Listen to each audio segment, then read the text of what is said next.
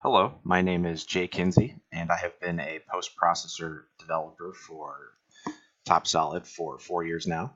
And I wanted to make a video that explains why I really like the Siemens 840D controller and how it can help you get where you need to go in your applications.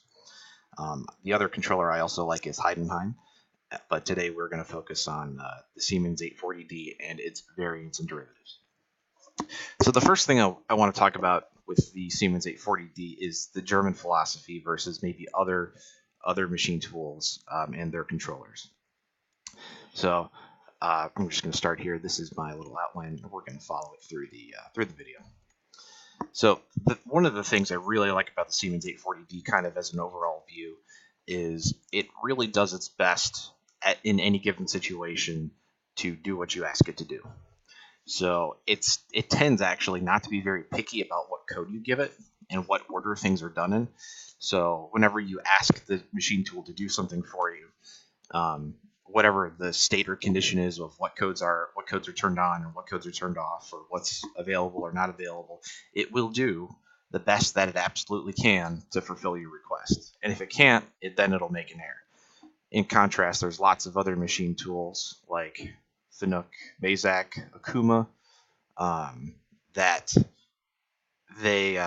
if anything is out of place or anything is beyond what is exactly specified, then it'll make an error. And I can tell you from experience that it's extremely frustrating to work with, machine tools that require very specific orders of codes that have to happen in certain ways, or else you get errors. This only multiplies when you move to multi-channel applications and when you move to Miltern applications. So essentially, flexibility. The Siemens 840D is likely, it is the most flexible controller out there that you can buy. It's also one of the few controllers where more information is actually better. So other controllers, they tend to get overwhelmed when you output too much code, and then their performance is reduced. Whereas the Siemens 840D actually uses all of that information, and any information it can't use, it just ignores or throws away. Moving on the same subject of flexibility, there's always more than one way to approach a task with Siemens 840D. There's lots of different building blocks, like very basic building blocks that you can use, but there's also very high-level building blocks that you can use. And some combination of those basic building blocks or complex blocks will get you wherever you need to go. And that's something I absolutely appreciate. The Siemens 840D is also extremely operator-friendly. It's easy to make tools, it's easy to set tools, it's easy to load code, it's easy to look at your code, it's easy to simulate your code. It's honestly just a very nice interface. It's smooth and consistent. Speaking of consistency, the Siemens 840D is amazingly consistent from machine to machine. So an 840D on a mill from one company will be very similar to an 840D on a mill from another company, from a code and functionality perspective. There might be some extra things that the machine tool manufacturer might have added on top of the standard base Siemens control. But generally speaking, the core operating principles between any Siemens 840D are the same. So that's incredibly amazing if you have a lot of machines and you have maybe machines from different manufacturers, but they're all going to roughly work exactly the same. So you don't need a whole bunch of extra work with custom posts or custom code or whatever for a given machine. Generally speaking, they just kind of work. In addition, the Siemens controller is very consistent from milling to turning. So the milling, all the functions that you have in milling, those same concepts also apply in turning. So if you have a bunch of Siemens 5-axis mills next to a bunch of Siemens lathes or mill turn lathes or B-axis lathes, they're going to behave roughly the same.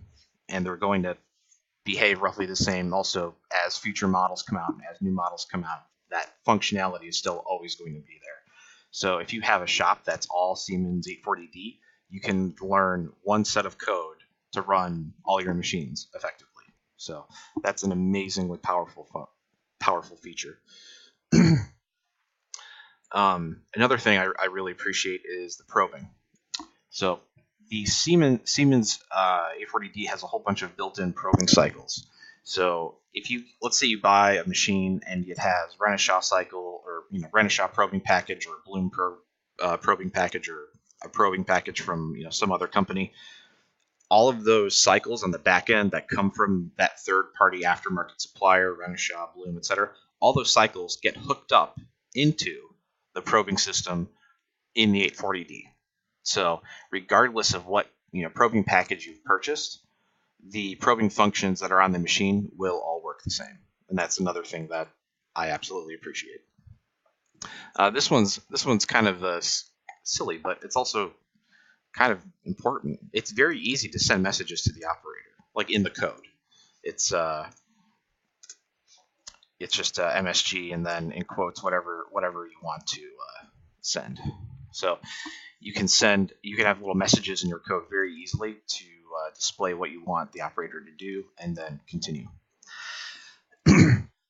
Another thing that's amazing is the Siemens 840D is multiple technology, and what I mean by that is, it's great for removing metal via standard machine processes like milling and turning, but there's also lasers and EDMs and all sorts of other technologies. Grinding's another one that will have a Siemens 840D or derivative on them. So there's a lot of people looking at the Siemens 840D controller, and they're always adding functionality to move it into new spaces.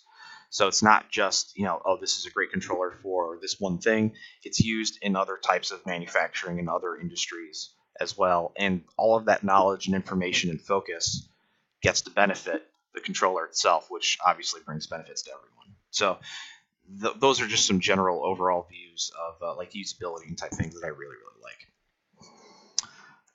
Balance between milling and turning. So a lot of controllers, they sort of focus on milling or they focus on turning. Some controllers are kind of more milling with turning as an afterthought, and some of them are more turning with milling as an afterthought.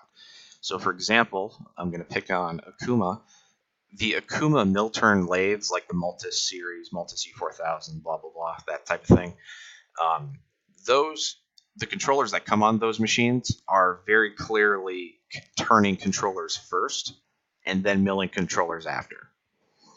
And then sort of on the other side of the spectrum, we have Heidenhain, who is very, very focused on milling, and they do an absolutely amazing job at milling, but they're just starting to get into turning and developing the turning side of their control.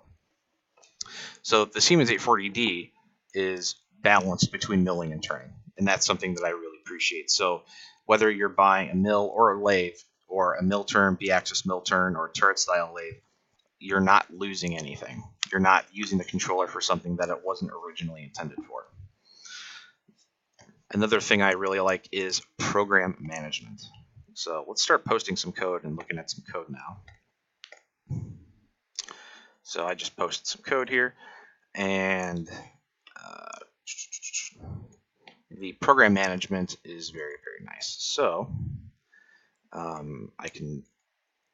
the Siemens controller basically has these little, it has a main program and then subprograms, and the subprograms can be either in the same file or in a different file. There's all sorts of settings regarding that, but it's very easy to make subprograms, and the formatting is very easy. There you go. So let's just take this one, the simple little program here. This is program 1, sp1.spf. SPF means subprogram. And MPF, program 1 MPF, means main program. And so we'll go to SP1. This is all that's required in the G code to call the subprogram. You don't need like macro statements or anything special. You literally just call the name of the file, and the controller looks for that name of the file in the in the directory, and it will find your subprogram and then run it and then come back. So that's something I really appreciate. If you want, in Top Solid, you can name your subprograms if you really wanted to. But in the general sense, if you have subprograms that do certain things, you can name them something, right? So you could have, it could be subprogram 1 face milling underscore SP1, or,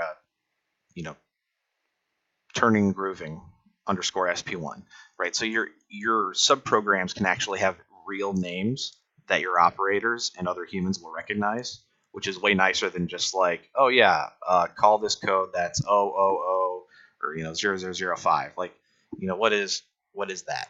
What does that mean? What does that do? Well, it's not really clear from the program name what it is, right? And if you have subprogram 5 over here and subprogram 5 over there from some other thing, it's not clear which subprogram you're actually talking about. Whereas in the Siemens, you can name your program something reasonable, so that they're individual as well as human readable and clear as to what they actually do.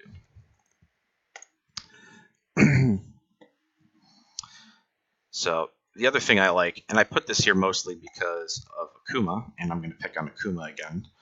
There's probably some others that do this, but definitely going to pick on Akuma for this, and that is the Siemens 840D has all of the coordinate systems. So there's a base machine coordinate system, there's a part coordinate system like a G54, etc. Then you can use functions like Cycle 800 and A-Road A-Trans as a plane matrix. The equivalent in standard FNUC would be G68, and you have workpiece coordinates. So you have the full machine coordinates, part coordinates, and workpiece coordinates. Some machines, like Akuma, don't have machine coordinates, which makes moving the machine around in the machining envelope very frustrating, because you might want the tool to go to a certain place, or you might want to position the head in a very specific way that is not dependent on the tool length or the part offset, and you're not able to do that because there's no actual machine coordinate system. To be fair, that's only on Akuma lathes that are like that, because the Akuma lathes and the Akuma mills sort of have a sort of different path of development, which is why they're kind of different. But the Akuma lathe without the machine coordinate system always causes issues one way or another. But with the Siemens 840D, we don't have that. So we have all of our regular normal coordinate systems.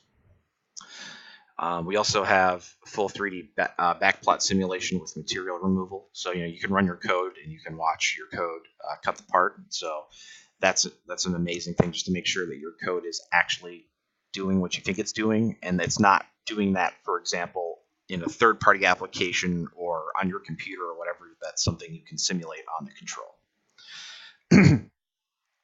Another thing I really like are the tool offsets. So 99.99999% of machine tool manufacturers do tool offsets by pocket.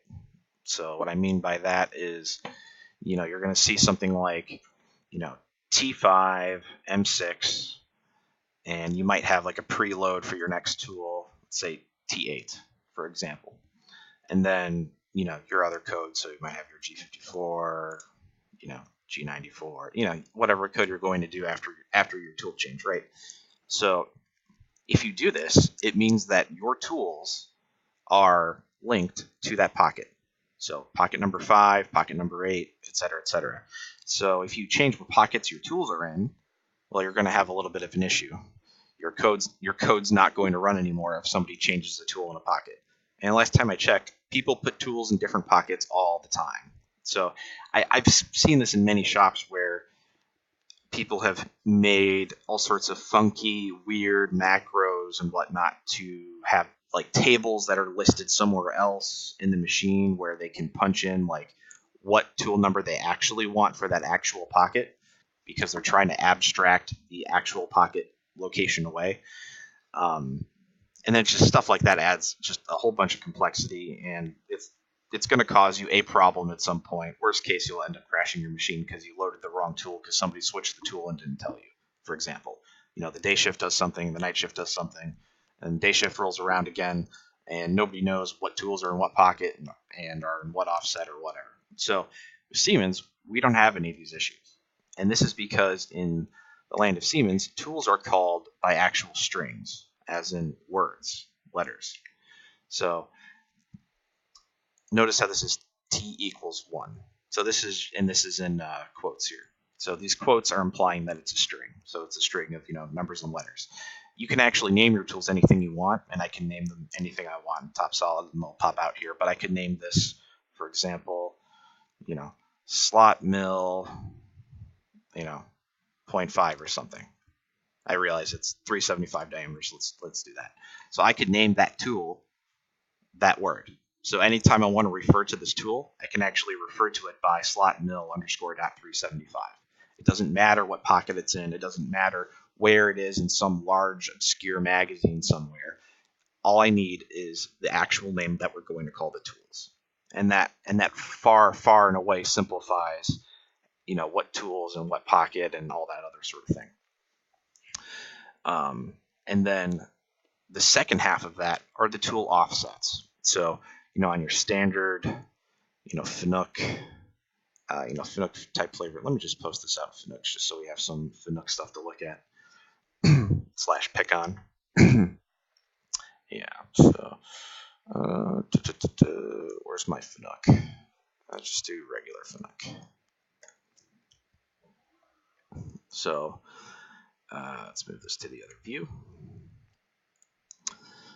So your tool offsets, etc. You need to activate your tool offsets with a G43 and then an H value, right? In Siemens, you don't have to do that. And the other thing that you end up having to do in Siemens is normally this G43 command needs to be on a Z line, or if you're Mazak, a lot of times that G43 line needs to be on the X, Y, and Z line, like that. And when machine tools do stuff like that, it really limits the kinds of approaches and retracts that you have, because you always need to make sure that you're activating your tool offsets in certain ways and canceling your tool offsets in certain ways, for them to take effect. And that sort of thing causes people issues all the time, because they're, it's a non-intuitive and kind of silly way to work. In Siemens, all we have to do to load the tool offset is write the tool offset number. In this case, it's D1. And the tool offsets are also per tool. So this tool, this 375 tool, this tool is going to have usually at least 4 D values. So it's going to have a D1, a D2, and a D3, and a D4 value associated with it, right? For any other tool, let's say I have a different slot mill, 0.75. It's a big slot mill, right? This slot mill is also going to have its own D1, D2, D3, D4, etc. So in Finook, in standard Finook, you have your T1, H1. So let's move this one to other view. So here's your Siemens style here. But you're going to have, let's say, T1, and that's going to be associated with H1. T2 is going to be associated with H2, and T3 is going to be associated with H3, etc. Right? So the tool numbers are associated with the tool offset by literally nothing. So if I go and I change a tool to another pocket, if I in a Finook, if you change your tool to another pocket, then you also need to change the tool offset, right? So if this is tool 5 and I put the tool offset in H1, well, now I have to go change that H value to be H5, and I have to make the appropriate changes in the machine controller to do that, right? In Siemens, you don't have that issue. It's not like a random pool of tools that associate to a random pool of offsets. It's the tool that you're working with has offsets that are associated with that tool.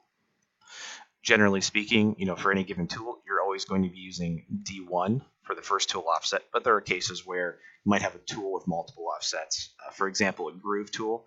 Groove tools can usually have 2 or 3 offsets depending on what side you want to drive from. But also things like ball nose end mills. You might have a ball nose end mill where you might have a tool offset at the very tip, but you also might have one at the center of the ball, right? Sometimes radius end mills also have that distinction where there's one at the tip and then there's one kind of at the center of the radius. And lots of like T-slot cutters, double chamfer mills and stuff like that. You might have a tool offset for the top and a tool offset for the bottom, or maybe a tool offset for the middle. It just depends on how you want to drive your tool path and how you want to drive your tool. But in either case, these tool offsets are associated with this tool. So this tool can migrate anywhere in the machine, and these D values are going to follow it. So, yep. So cool. So now that we know that the Siemens tool stuff is really good, let's start talking about some more like code specific stuff. Siemens is very, very good about decimal points. And what I mean by this is we can put in as many decimal points as we want, and it'll just take it, right? So, your average run-of-the-mill Fanuc machine, it might take, let's say it takes 4 places, for XYZ and 3 places in ABC, for its rotary axes, right? Well, if I try to give the rotary axes an extra decimal point, so if I try to give them, 4 decimal points, so something like, G0, C, let's do, I don't know, C9, or let's do C90.123, right? This might run on the machine just fine. We add another decimal point, boom, you'll probably get an error. And that's something that's definitely frustrating. The Siemens 840D will take as many decimal points as you'll give it. So right now I have this set to 8. Some people want a little bit less, some people even want more. But even if the machine is not physically or mechanically capable of taking advantage of all of these decimal points, what it's doing is it's giving the machine information on what you actually intend to do. And that's something that's really important, right? So let's say the machine can only hold, 4. Like realistically, mechanically, the machine can only hold 4. There's no like glass scales or any other like really precise, features. It's just kind of like a standard mill type thing. Let's just say it's going to take, 4 decimal places, right? Just to be fair to Fanuc, because usually it'll use up to 5 or 6 automatically. These other decimal points that are here, even though they're not causing motion, they're helping the controller determine what you actually want it to do, and then it's going to make decisions based on, motor control based decisions based on what you asked it to do, right? So these small extra little bits of numbers can help communicate just a little bit of extra of what you're trying to actually do, and that might help you just a little bit. The other thing that's really nice is because this is a feature that's consistent from machine to machine, I can run the same code in a 3-axis mill, just a run-of-the-mill, a run-of-the-mill 3-axis mill, nothing special mechanically or anything like that. And right next to it, I could run the exact same code on, some 3-axis mill that, might cost 2 or 3 or 4 times as much. Let's say it's some crazy 3-axis mill designed for doing mold plates, for example, right? Where every decimal point counts, right? That kind of thing. Chilled ball screws, the whole 9 yards, right? So you might have let's say, $100,000 machine next to, I don't know, a $500,000 machine. Let's make it a big difference, right? Both of those machines will take the same code. And the only difference is that the more expensive machine that has better motor controllers and motors and drives and all that other stuff on it, it's going to be able to use more decimal places. So the Siemens controller is taking advantage of whatever you can give it. Whereas in Fanuc, if you add an extra decimal place, boop, sorry, nope, can't read it. Too many decimals. For some reason it can't reason that it should just ignore decimals that it can't use. But that's the case. Lots of other controllers are also like that, where if you give it an extra decimal place, it will freak out. The other thing regarding this, let's see, where was I? Yeah, so decimal points. This is going to come in really handy when we start talking about 5-axis stuff and what decimal places do in 5-axis and how that changes your code performance. But we'll get to that in a moment. So continuing sort of on the operator-friendly trend, it's really easy to make simple changes to your path that you have. So let's say I know I've got a cutter comp in here somewhere, or maybe I don't. Yeah, I do. Yeah, I do. G41 probably. Yeah, there we go. That's 5-axis compensation, but we'll go for it. So Siemens has this concept of being able to offset the tool or the path itself dynamically in the middle of the G code without actually updating the offset. So this OFFN command, even though this is in 5-axis, but we could just pretend it's in 2-axis for the moment. If I did OFFN equals 0.25, then when cutter comp turns on, all of these options, all of these functions, movements and whatever after the cutter compensation will be offset by this extra amount that we specified. So if you have some critical, like, for example, let's do one of these side milling should have cutter comp on them. I can just turn it on. Yeah, cutter comp. So just rebuild that just to get a G42 out of the mix. But yeah, you can dynamically offset in the code. So if you have, let's say, a side mill, you're contouring a path, and you measure it, and let's say it was off just a tiny amount, you can use your OFFN function to fudge it a little, right? So you might fudge it by 5 thou, or 5/10 in this case, or 5 thou, or you might nudge it by 1 thou, just to get that exact thing that you're looking for, whatever it is, right? And you might need that just due to tool deflection and things like that, just to get that final finish pass. Or you might have a little bit of extra wear in your tool, and you might need to, and you don't want to rerun everything. You can just offset that one path, cheat a little bit, and continue. Finook doesn't really have anything like that I'm aware of. Or at least if they do, I haven't seen anybody use it.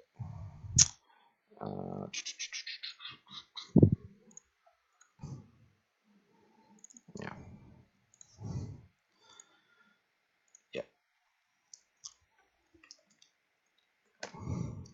Yeah, so this simple side milling path, this might be some very critical contour that we're making, and if it comes out a little small or a little big or whatever, we can always just change this offset dynamically at the machine, for whatever we need. There's also a series of being able to do that with the tool offsets. That's TOFFL, TOFF, and TOFFR. You can look that up in the manual, but the point is you can dynamically change your path a little bit in the actual code, depending on what you need. Continuing, I want to talk about some plane matrix stuff. So plane matrix is it's an easy thing for some people, and it's a difficult thing for others. Let's just say that. So, Cycle 800 and plane matrix is the Finook version or implementation of G68. Let's see, in Akuma, for the mill turn lathes, it's 175. For Haas, it's 240. It's 246, 243, something like that. Or maybe no, it's 255 and 254 dynamic work offset. That's what it is in Haas. Lots of other Finook derivative controllers also use G68. So, for example, your Mazax, use your G68. Any sort of Finook style derivative will usually have some level of G68 on it. And G68 is one of these sort of black box mysteries that some people kind of really get and some people kind of really don't. And there's one of the things that always confuses people about G68 is how to actually use that G68 command on a specific machine. So that leads to issues where, am I using G68, just pure basic G68? Am I using G68.1, G68.2, G68.3, G68.2, Q1, P321? Those are all commands that mean stuff to different controllers depending on what settings you want your G68 to actually use, right? So if you walk up to a Finook controller or some Finook derivative, you don't actually really know exactly what versions of G68 are available or not available to you on the control. And that's partly due to consistency issues in Finook and derivatives, but also part of just the diversity, I guess you could say, or the splintering of how that controller has developed. But in Siemens, there are essentially two ways to have plane matrix type functions. One is called Cycle 800, which is very powerful. There's a lot of options to do a lot of different things. And then the other one's kind of a more basic style matrix rotation, which is A-rot and A-trans. One of the things I really appreciate about the Siemens controller is that regardless of what machine you bought and how much money you've paid for whatever you've paid for, it will always have, at the very minimum, the A-rot and A-trans plane matrix, and that also includes lathes. Whereas on, you go buy a Fanuc machine, you go buy a Fanuc 5-axis machine, I've seen people buy things that should have G68 plane matrix functions that, they just didn't know what it was and they didn't buy it, and then they're hosed, right? So on the simpler end, the other thing that's really nice about having all of those functions available all the time is even if I have a 3-axis machine, I can still use AROT and ATrans to move around or to change your coordinate system. So if I'm using like a horizontal head of any angle, so it doesn't have to be 90-degree angle, it could be a 45-degree angle, it could be whatever you want it to be. You can use those AROT and ATrans functions to change your plane so that you're machining in Z, which is really nice. The other advantage of that is because of those plane matrix functions rotating around, you also have access to cutter compensation as well. So you could imagine a Fanuc controller with let's say this is a mill and they have some special 45-degree head. Well, that's going to cause that machine a couple of issues if they're trying to, let's say, mill on a 45-degree face and use cutter compensation, because it won't work, assuming they don't have G68. But if it's a 3-axis machine, chances are a Fanuc 3-axis machine will not have any kind of G68. Or if it's lucky, it might have one rotation of G68 and most likely it won't have two. So that means all the code's going to come out in like G17 for that Fanuc machine, and your cutter compensation in Fanuc is active either in the current plane, G68 rotated plane, or it's going to be active in G17, G18, or G19. There's no in between. So on a Siemens machine, you can guarantee that you can at least use your AROT and ATrans functions to change the plane so that you can move the plane in such a way where you have cutter compensation available in the active plane. So that's a huge advantage. In addition, lots of Siemens controls, even in 3-axis, will also have the Cycle 800 configured for it as well. So that's another thing I've seen. But even if your machine does not have that Cycle 800 configured in it, you at least have your AROT and ATrans to move around, which is as good as G68. So that's a huge benefit to what's going on. That also applies to lathes. So you might have a lathe with a tool that's, it's not at 90 or not at 0 or 180 or whatever. It might be, you might have a 45-degree drill, for example, right? And on a Fanuc machine, good luck using your G-code cycles on something like that, because your G-code cycles are only going to be going for axial or radial, right? Whereas on the Siemens, if you move that plane, you can still use all of your CAN cycle functions. AROT. So this post is just outputting with AROT. Just to give you an idea what AROT ATrans looks like. ATrans is translating and AROT is rotating. So we're doing a spatial rotation about the A-axis, which is about X, and the C-axis, which is about Z. Right? Pretty simple. Then to cancel it, we just do AROT and ATrans. The other thing that's nice about AROT and ATrans is they're not picky as to what angles you start at. So for example, I've seen machines that have G68 where they have to start at, for example, A0, C0, like all the angles of the machine have to be at 0 for the plane matrix to actually work. That's something I've seen. With Siemens, there's no limitation like that. You can just turn on your plane matrix whenever you want to turn it on and continue with life. There's no drama associated with that. The Cycle 800 functions also works the same way. You can turn it on anytime. The Cycle 800 function also has other features in it. Like for example, the Cycle 800 there's options in it to turn on to have the whatever angles the machine are at automatically swivel. And then beyond that, there's also choices that you can have where, do you swivel in the positive direction, the negative direction, do you choose the positive solution or negative solution, all that other sorts of stuff. Usually the G68 equivalent of that doesn't have that kind of control. So you might see like a G68.2 X, some X, I don't know, X0, Y0, Z0, and then it'll have some IJK value. for the rotation. So let's just do let's do the same thing, minus 20 and 0 and 180. Also, while I'm at it, notice how Siemens doesn't require decimal places everywhere to work. That's so nice. Like in Fanuc, it is so annoying having to put decimal places after everything, right? So this 20, is that, I mean, this is a rotation, so, what's it going to do? Is that like 20 arc seconds? Is it 20 degrees? Is it 0.002 degrees? If you don't put a decimal place there, machines can do weird things. Whereas Siemens, whether you have a decimal place after it or not, it's going to be just as valid, and that's for rotation and translation axes.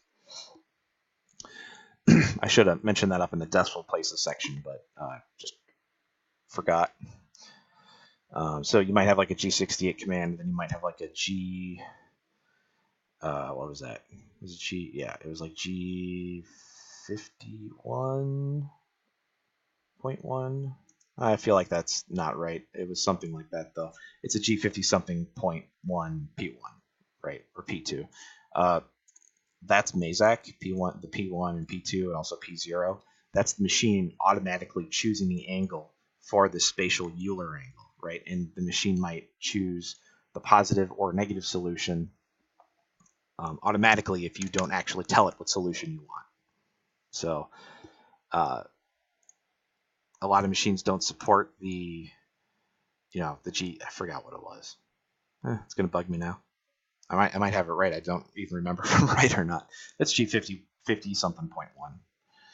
Maybe it was G50 point. No, that wouldn't make sense. Anyway, it's G51.1. We'll call it that for now. A lot of Fanucs, they don't support that at all. Some of them do support G51.1, and some of them, like Mazak, will also support, being able to choose the solution P0 or P1 or P2, something like that, right? Cycle 800 has all of those options in it. So you don't have to worry about like not having an option like that on your machine.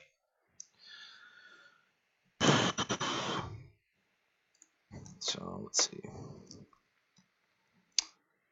Yep. Yep. So this is kind of a small thing, but one thing I really do like about Siemens are the arcs. They're, if you look in the manual, there's a ton of different ways to specify arcs. Some of them are probably you would be more likely to use than others. Like, for example, there's a polar radial mode where you're basically doing everything in polar coordinates, and you can even do that in just regular 2D machining type stuff, right? You don't have to, be in some special mode to use it if you want to, but there's more than one way to specify an arc. Let's put it to you that way. The sort of one of the favored ways is using the CR command. That's the equivalent of the Fanuc R. And one thing that the CR command can do that some Fanuc machines won't do is you can make this number negative to take the long way. So if you have a whatever this arc is, it's some angle. If this number were negative, it would take the solution that's greater than 180 degrees rather than less than 180 degrees, right? Some Fanuc R commands will do that as well, but some won't. I kind of like the CR command because it sort of simplifies the code and makes it easier to look at.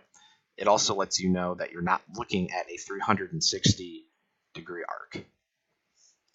The CR command is also it's more tolerant of, I would say, starting angles and ending angles and things like that. Like, sometimes you might use like an R arc on a Fanuc controller, but the Fanuc controller doesn't like it, and so you get some kind of an error, like the starting radius and the ending radius aren't the same, or something like that. And then you might have to use IJK to do that, right? Well, the CR command, as far as I'm aware, is basically just as good as any IJK. It's just specified differently. The other thing I really like about CR is that there's a parameter in the machine for the allowable tolerance of starting and ending angles with your CR command. So I worked on machines that were so absolutely precise and so cranked up to 11 that sometimes an IJK might fail. And it might fail, or well, the Siemens equivalent IJK might fail.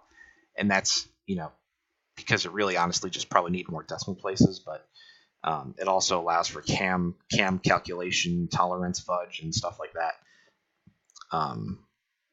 But I've worked on stuff where everything was so turned up to 11 that the IJK stuff didn't always work. So we ended up going back to CR style arcs. So I actually kind of prefer the CR style for that reason, especially because we can go up to, but not including 360 degrees with the CR command. So it's very versatile. It can still do IJK. It just, you have to make sure your machine isn't so absolutely tight that a very, very small numerical error would cause an issue. But for this post being a standard post out of the box, one of the focuses of this would be reliability, so we would use the CR command. And it's just so much simpler to read too. So the other arc, the other thing I like is the 360 degree arcs, and this makes perfect sense. And this will also lead us into helices and helix. So we have here a 360 degree arc. Notice how we just have an I and a J value. And the reason why this works is because we're not changing the XYZ target. So it has only one, it can either go one way or the other. So if I just bring up paint, I know I'm sitting in front of a $30,000, $50,000 CAD system or whatever, and I'm using paint, but hey, gotta do what you gotta do. So if I have an arc, and let's say my starting point is right here, we'll just pretend that's, where it should be, and it's not hand drawn. If I don't change this ending target point, and this is where I am, if I do a G2 or a G3 without changing that target, there's only one way this can go. It's either going to go all the way around one way or all the way around the other way. And that's a nice simple thing that I like. Some Fanuc machines will do something similar to this, but a lot of them won't. I've seen a lot of Fanuc machines where they're just so sloppy they can't make a full 360 degree IJK type movement and not air out type thing. But yeah, on Siemens this would be fine. Even if your tolerance is cranked up to 11, it would still work. Now moving sort of towards the helix side of things, one thing I really love are the ability to specify multiple turns in a single helix. So this is a 10-turn helix. So this is on the side milling operation. So this is most likely just a helical plunge into material. And this not only shortens the code and makes it easier to read, it's also easier for the operators to change. So let's just say we program this at 10 turns for whatever depth this is, right? That came out of CAM, and your CAM programmer thought that was a perfectly wonderful type of plunge that you wanted to do, right? Well, it turns out, it's actually too fast, and the operator just wants to change it on the machine without having to repost code and get all that sort of stuff involved, right? So let's say I just want a couple extra turns in there. I can change that to 15 or 115 if you really wanted a lot more turns, but yeah, there you go, 15. So now we can do 15 turns for this helix, and we didn't really have to modify more than one line. If this is Fanuc, standard Fanuc would require one of these every 360 degrees. So this 15-turn thing would have something like this in it, and the Z values would be changing and blah blah blah blah, right? And so if you wanted to add another helix to this and you're in Fanuc, yeah, good luck. But in Siemens, because all that code can be reduced to one line, you just change the number of turns and you move on with life. So that's kind of the way it should be. Some Fanuc-based machines will take a p-value for the number of turns, but that is a hit or miss thing that most of those machines don't have. Also, the Siemens turn function, it supports, I forgot if it was 999 or I forgot if it was 9,999 complete turns, or if it was 99,999 complete turns. But either way, it's more turns than you will ever need. So no matter how deep that hole you're turning is, it'll do it. So it's a nice thing. So yeah, so there's your turns. There's also more than one way to specify helix, which is nice. Another thing, this is kind of goes back to the arc helix thing again, is Siemens is one of the few machine tool resellers that uses 3D arcs. I mean, full proper 3D arcs. Most arcs have to be in whatever the active plane is. So if I'm in G17, the arcs have to be in the XY plane. If I'm in G18, in the 18 plane, or 19 in the 19 plane, right? Or if you're using G68 or equivalent, then you can be in whatever that plane is, right? But generally, you can't go outside of that plane.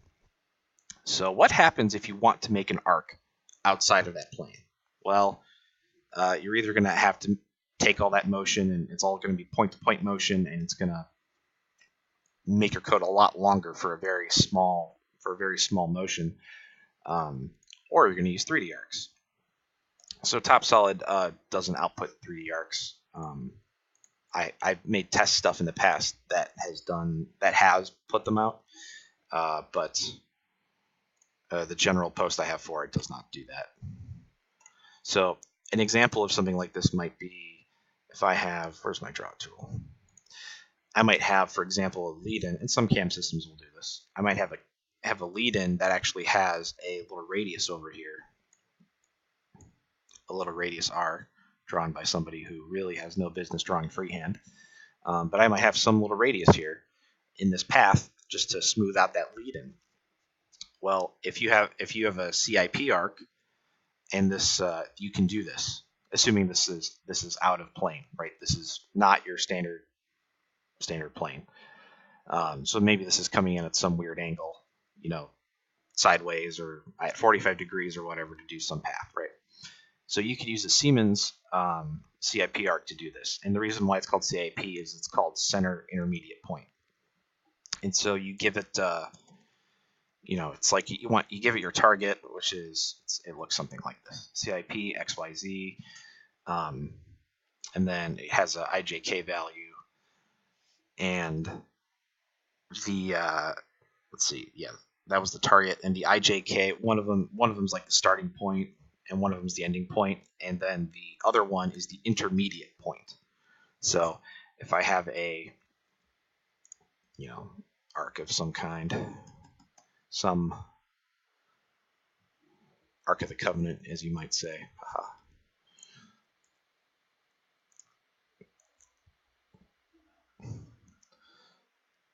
And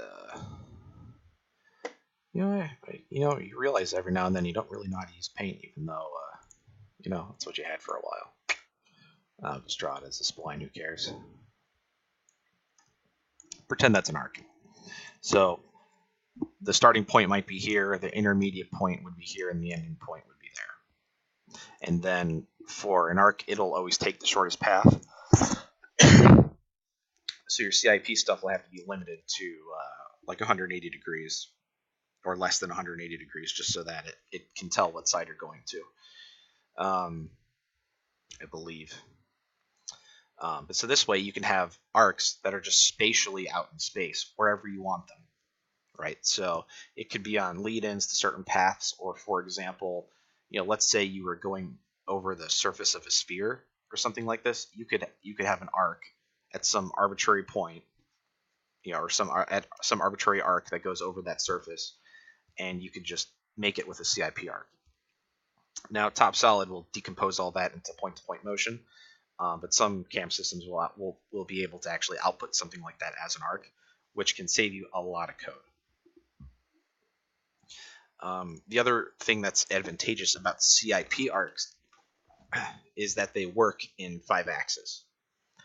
So, a G2 or a G3, when you have rotate tool center point, otherwise known as Traore in Siemens land, but also G43.4 in Fanuc land, that sort of stuff.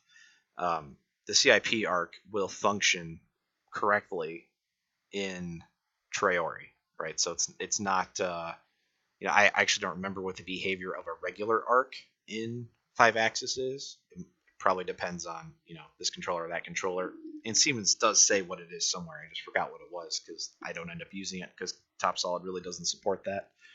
But in general, CIP will let you make an arc when you're in 5-axis, which can greatly simplify your code. Very convenient. It's also very convenient for certain kinematics. Like, for example, if you have a head-head machine and you're doing some 5-axis path on something, you might not, you won't be able to use a regular G2, G3 arc, for example, for something like that. But you can still specify it with a CIP arc, which is really nice. Some FNUCs have something similar called G2.4 and G3.4, but that's again another one of those hit or miss things that most controllers don't have. I'm not actually aware of. I've never actually seen one on a machine or heard of one or seen one in a manual, but I have heard that they exist somewhere. But that's probably like a machine tool specific thing, or some manufacturer might have added their own sauce into being able to do that. But that's not part of just the regular standard FNUC type style. Yeah. Speaking of that sort of thing, Top Solid doesn't support this either, but other systems might. Siemens also has lots of other interpolation options. For example, they can do involute machining. So there's a function for that. I think there's also exponential interpolation, and there's a couple of others. There's a whole bunch of them, right? But your standard, we're just going to talk about your standard ones here for the moment. There's one thing that I would really like Siemens to have that it doesn't, and that is spirals. So G2.1 and G3.1. The only machines I've seen those style of spirals on is like Mazaks for some reason. I don't know why, but Mazaks have that, and theoretically other FNUC controls do, but I haven't really come across it as much on other FNUC machines. But Mazak does have that, the spiraling, but that's literally the only thing that I wish Siemens had that they don't, and I'm not 100% sure why they don't have that, but who knows? Maybe they'll add it in the future or something. Most CAM systems will either do loose arc fitting for doing like tapered thread milling of NPT threads or something like that, or you'll just output point to point. It'll come out just as good either way, but it would just be nice if it had spirals so that it could do tapered thread mills in like one line of code kind of a thing. Let's see, where are we? Yes. Okay. So let's talk about transforms. In your classic style of, let's just say, a turret-based lathe, you have some parts, some lathe, etc.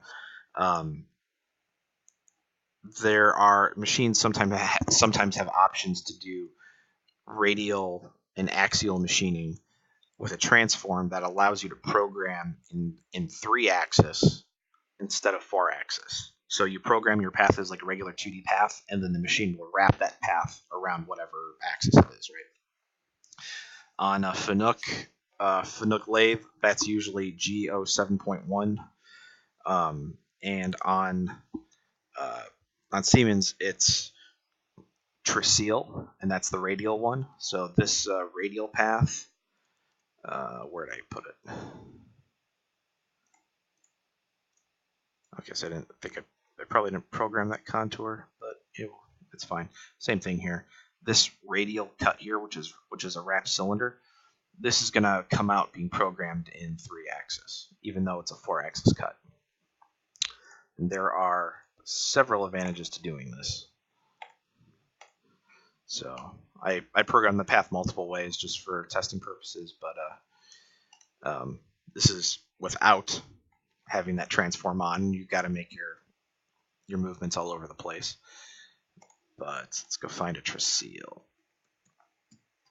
Traceal, by the way, stands for, I guess I didn't enable it. Traceal, by the way, stands for like cylinder transform. Normally I have one of these be with the transform on.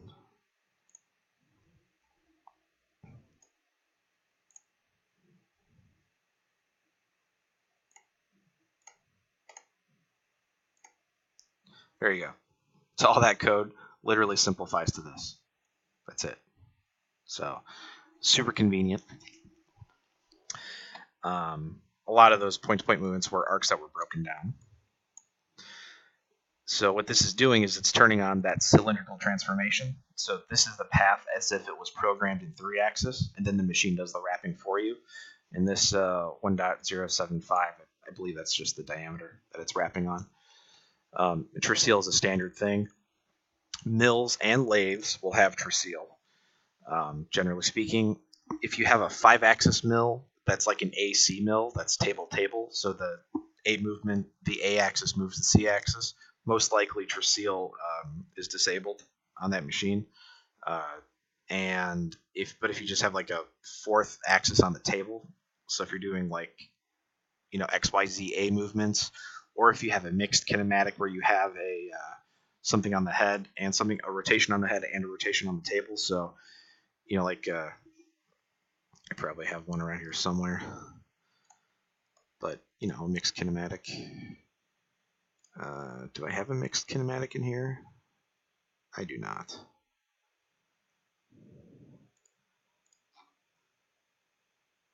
Yeah, I don't think I do, but a mixed kinematic. So there's a rotation on the table and a rotation on the head.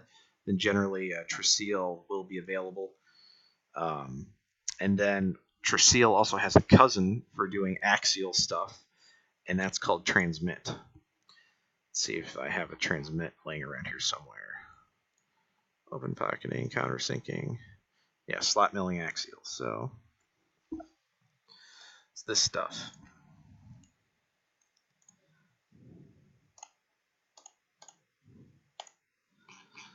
So let's see. Did I do the path both ways or just one way? Yep. So this whole big path up here, all of that 4-axis junk simplifies just to this.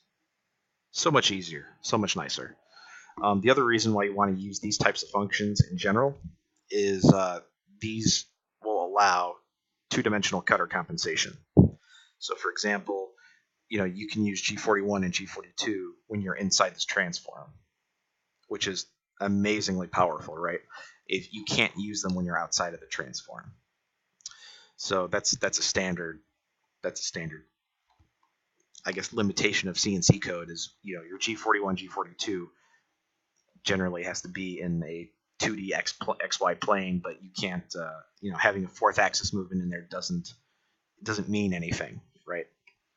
So you use the transforms, transmit and traceal to use cutter compensation.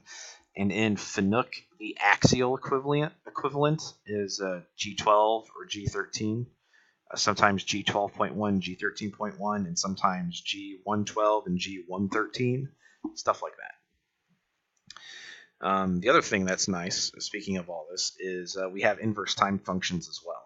So even lathes have inverse time functions. So one of the things that always gets super weird in 4-axis and occasionally in 5-axis are concepts of feed rates. And usually, like lathes of this standard style type, turret-based lathe or whatever, if you move the C-axis, at the same time you move XYZ, or if you move the C-axis alone, or something like that, there's usually some qualification like that. You usually have to program the C-axis feed rates in degrees per minute, and you normally would, and you can do that as well, I guess, on Siemens. It's programmed them in degrees per minute. But you also can just use inverse time, which is very simple. There's also other functions available if you set them up correctly to not need inverse time, depending on what you're doing. You can set it's F group and F grep. You can use those functions to sort of set the diameter that you're machining on, and then tell the machine that you also want to take into account the C-axis motion in your feed rate. And when you do that, you don't need to have feed rates everywhere, which is kind of nice. But in top solid, it's honestly just easier to output inverse time for this sort of case. So we have inverse time, and most, if not every other lathe type system that I've seen does not have inverse time. So you have to have weird like degree per minute feed rates, which end up not working very well. But inverse time will just work because inverse time is inverse time. By the way, if you don't know what inverse time is instead of saying I want my tool to move at 10 inches per minute, it's I want my tool to arrive at I want all axes to arrive at their targets within this amount of time, essentially. So this number is like 1 over the number of seconds or 1 over the number of minutes it takes to reach that motion, hence being inverse time, right? So the Siemens mills and lathes both have inverse time, and it's very convenient just to be able to output whatever you need to output in inverse time, then move on without having any sort of weirdness in between. Yep. So yeah. Also, this is available in mills and lathes. A lot of mills, well, like Fanuc style mills or other mills, they might not have these transforms at all, or they might have one of them, whereas Siemens will have both. So that's something that's super convenient. And then sort of on the same point, continuous axes don't need to have wind up, right? There's no reason in the code why they have to wind up. So this is a prime example of this. So this C-axis movement, you can see here we're just calling these C-axis moves. This is C ACN and C ACN and ACP. ACN basically means approach three. It's a approach this point from this direction type of thing. So you have this G9 or not G93. You have this angle here, and you can reach this either with a positive solution or the negative solution. So this way you're not, if you do some long 4-axis movement, you're not winding up your axes, then you have to unwind them or something like that. That's not a thing that has to happen, which is amazing, right? So we can just use these functions, which are between 0 to 360, and then you just specify the approach of either side. Akumas also do this. Akumas have a similar function to this, that ACN and ACP, and then somebody else also has something like that too, but I forgot what it was. But you'll see that sometimes a positive approach side, negative approach side. Makino does that. A positive approach, like you can have an angle, and then there's an M code that specifies if it's a positive approach angle or negative approach angle or whatever. But generally, it's pretty rare in Fanuc style type machines.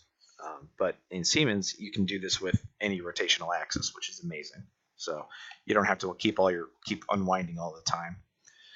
Also great for head-head machines as well, especially if the head-head machine doesn't have a requirement to unwind. So like sometimes that rotational axis that's about Z, usually called C, that axis will, on good head-head machines, will be able to spin forever. And that's really nice to be able to spin forever with your C-axis like this. So we're kind of getting into the realm of 5-axis now. And okay, we talked a little bit about inverse time. There's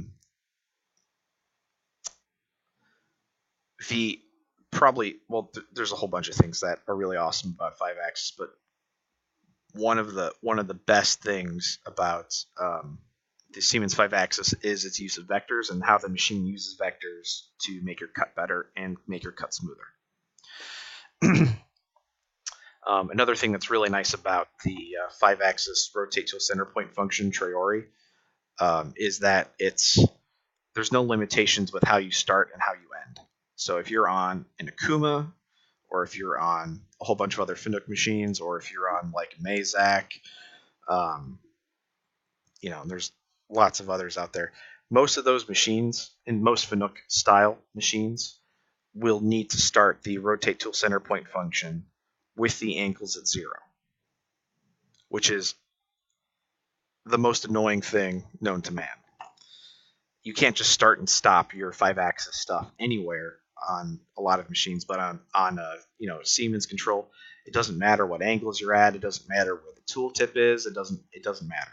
You turn it on, and now the function's activated. No complaining. If you're on an Akuma, and I'm going to pick on Akuma again, you have to go through a whole series of steps, which involves praying to the Akuma gods, unlocking the B axis, turning on 5-axis mode, and let's see, there's one other one. Oh yeah, and then actually turning rotate tool center point on. So it's like a 3-step process to turn that on an Akuma mill turn lathe. Plus the angles have to be at 0. But on a Siemens 840D control, you just turn it on, and that's it. There's no complaining. So, and it's able to do that because it knows where the tool offset is. That D1, D2, D3, D4 that we were talking about, it knows where the tool is. So when you turn it on, it just does the math for wherever you are, and ta-da! There you go. Rotate tool center point is now working. So very flexible with how you make your approaches and retracts and link movements and all that other stuff. You can just do whatever it is you need to do. So let's talk about vectors for a second. I could go on for forever about how good vectors are and why you should use them, but we're just going to cover a couple of things. So when you use vectors for 5-axis, you're not specifying the A, B, and C commands to move the axis to some angle. You're actually specifying the vector of the tool as it relates to the part. So let's just Triori. It's Traori. So here's an example. So this is using ABC movements, and we're doing that because we're machining at a singularity, and I'll talk about that in a minute. And here we start using vectors. So this is some 5-axis cut. This turns RTCP on, and here we go. We're cutting. So this A3, B3, and C3 is the vector of the tool in the X, Y, and the Z axes. And that's super cool. So when you do stuff like this, you have a couple of advantages. So let's make sure we go in order. So this code is not kinematically dependent. So you can imagine if you're on some machine and you're outputting your RTCP code using ABC, well, you can't take your code for an AC machine and then run it on a BC machine, right? It's kinematically linked to whatever you're using. When you use vector code like this, it is not kinematically linked to a machine. Because you're not specifying those rotaries. You're actually specifying the angle that you want that tool at effectively relative to the origin. So you could theoretically, if you wanted to, cut and paste this code somewhere else and run it on a different machine. And kinematically, it would work. You probably have to change maybe one or two of the other commands depending on what you're running it on or not running it on. But the actual path itself that's in this mode that's specified like this, totally kinematically independent. This is also really nice because it is actually more accurate than ABC commands. And I'm not talking about machine accuracy. I'm talking about calculation accuracy out of CAM. See, the way CAM systems work, and this is top solid, but obviously, this applies to other types of CAM systems. When we're actually calculating a toolpath, the CAM system is not calculating the A, B, and C angles. It's actually calculating the vector of the tool relative to the vector of the part. So this is, whatever kernel made this toolpath is looking at the surface, and it's looking at the normals of the surface, the vectors of the surface, and it's using that to decide what the vector of the tool should be for this calculation, right? So that is actually the most accurate number, is the vector of the tool coming right out of CAM, right? And then later for simulation purposes in CAM, we're displaying the machine at some angle, and we can output the code at that particular angle as well. But there has to be some kind of numerical transformation, just sines and cosines basically, to go from this vector to your ABCs. So if you use ABC code, then what's happening is we have cam calculation, and then that gives us a tool vector. Then that gets converted into a ABC, and then that's on sort of the cam side.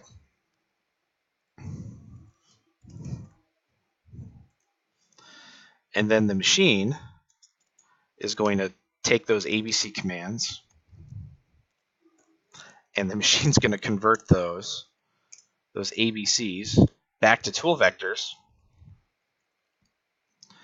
and then it's going to use that to actually control the motion.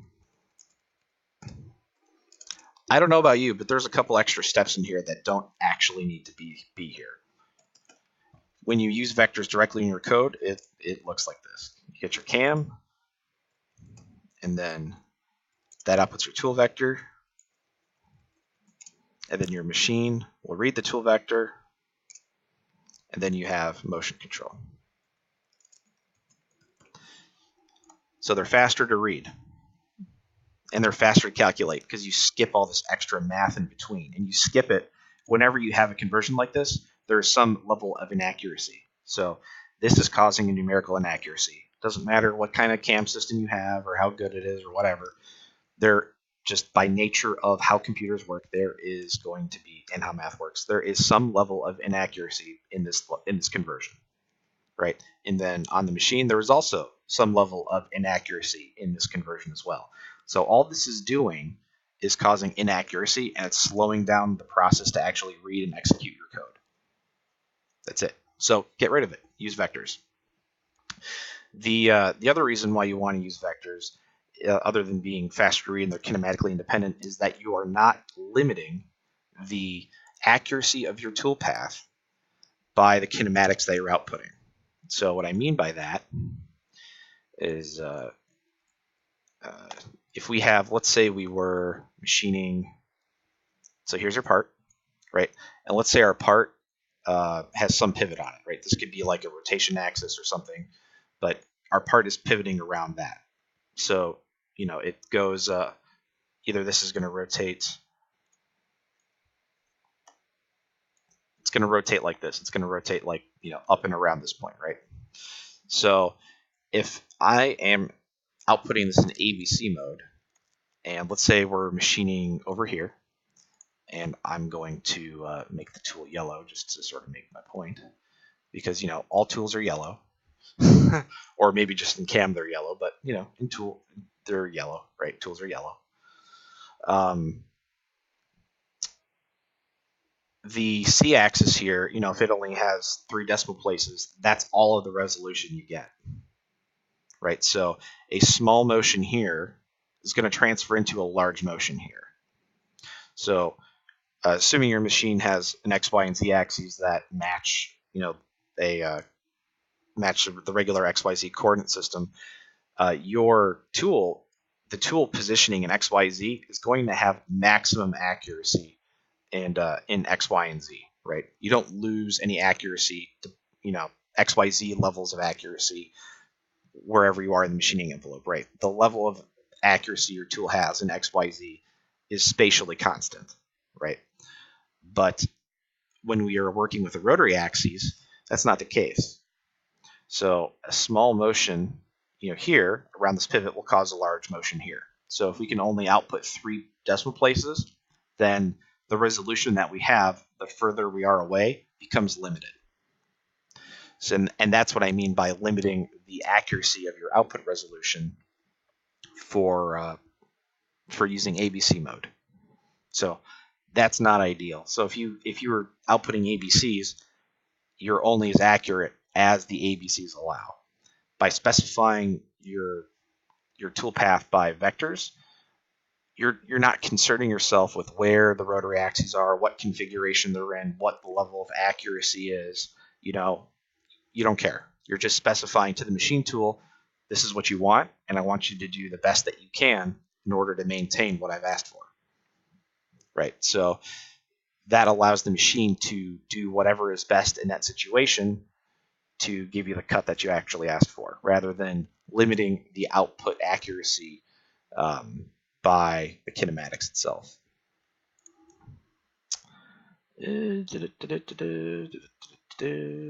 So yeah, faster to read. Yeah, so other things that's nice about vectors is vector compensation. So just like how we have x and y or like regular 2D compensation, we also have the concept of 5-axis compensation. So there is we can actually output some of this in Top Solid as well. Some Fanuc machines have this, most don't. But again, this is a standard thing with Siemens. You just have these.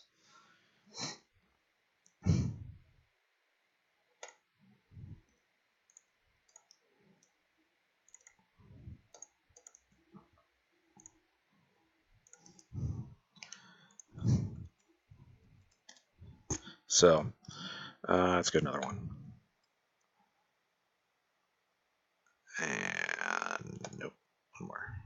Yeah, here we go. So in Siemens, all right, I guess that was plane compensation. Was it normal compensation? Was it? Yeah. Okay.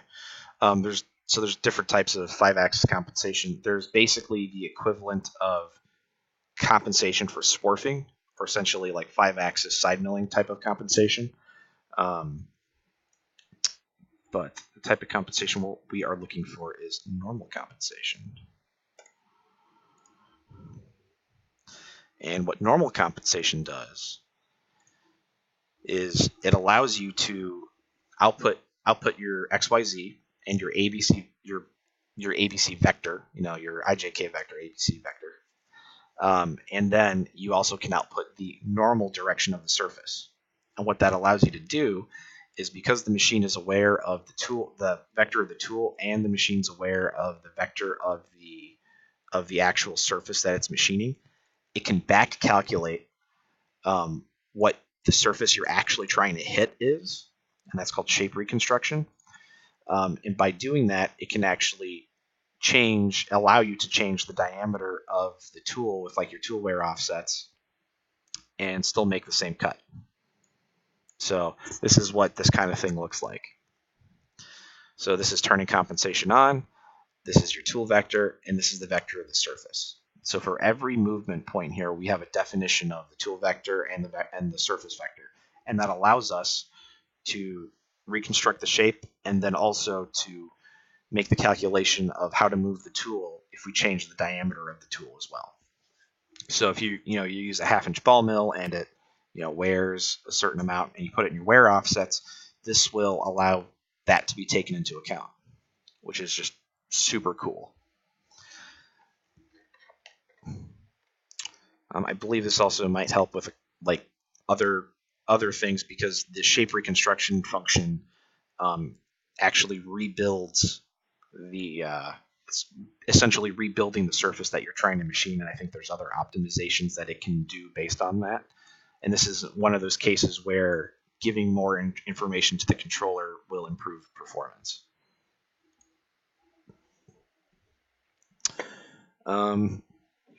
This was something that I wanted to, just a moment.